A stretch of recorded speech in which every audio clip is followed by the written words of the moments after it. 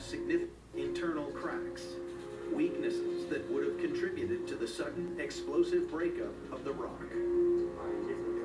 When the asteroid was in space, it probably had cracks in it. It had big fractures, and so when it hit the atmosphere, it was almost like hitting a brick wall. And once it hits the denser part of the atmosphere, there's kind of this mutually reinforcing cascade of failure, and it just explodes. It just goes all at once.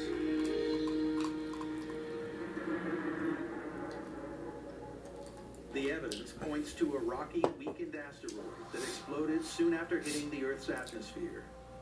It was this violent breakup that caused the shock wave that hit Chelyabinsk nearly 3 minutes later. In England, Richard Greenwood is poring over videos analyzing the shock wave's effects on the ground. People had no idea what was about to hit. Now this is a lovely bit of footage. It's a normal day in the office, or that's what they think anyway. And then all of a sudden,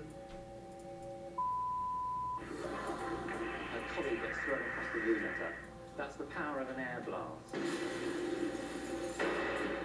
That explosion dumps a huge amount of energy into the atmosphere, and that causes a shock wave which spreads out from that point. So it's effectively an explosion in the atmosphere. Essentially, the explosion pushes air at high speed and pressure outwards from the center of the blast. The reason people were caught by surprise was that the shock wave originated about 15 miles up and took nearly 3 minutes to arrive in the city. There's a huge delay between the time that you actually see the event and the time that it actually hits you. The vision is travelling at the speed of light, and the shock wave will be travelling at a much slower pace.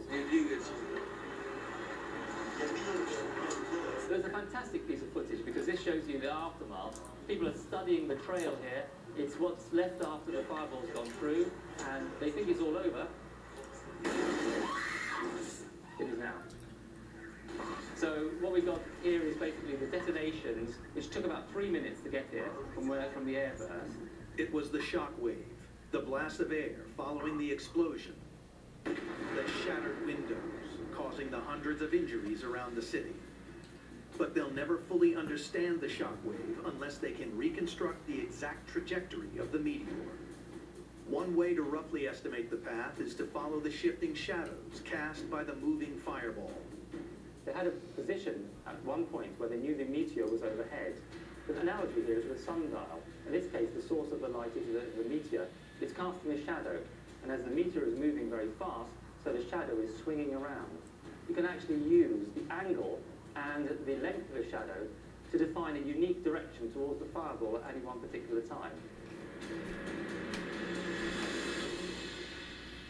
The shadow method is ingenious, but from Mark's vantage point in Russia, there's a more accurate way of calculating the trajectory. And that's what he's now set out to do. The first step is to travel around the region and find the precise locations where some of the best videos were shot. And he has to do it at night, when the stars are out.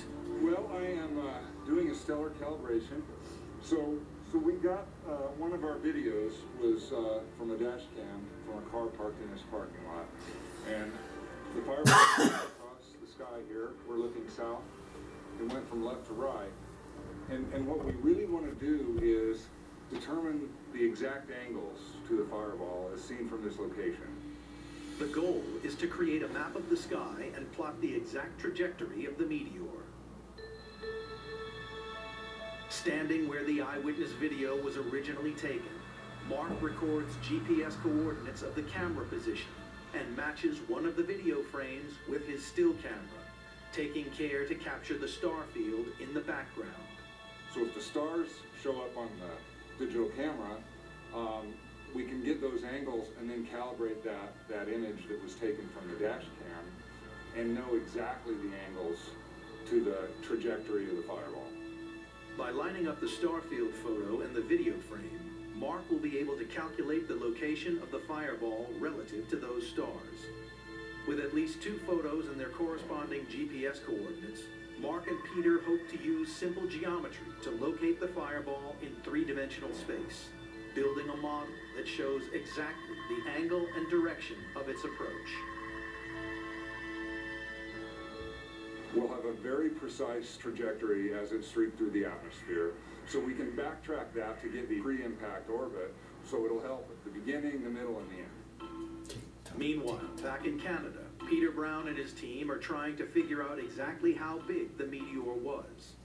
Using the information about its composition and density found in Russia, it's simple math to calculate the volume, the physical size.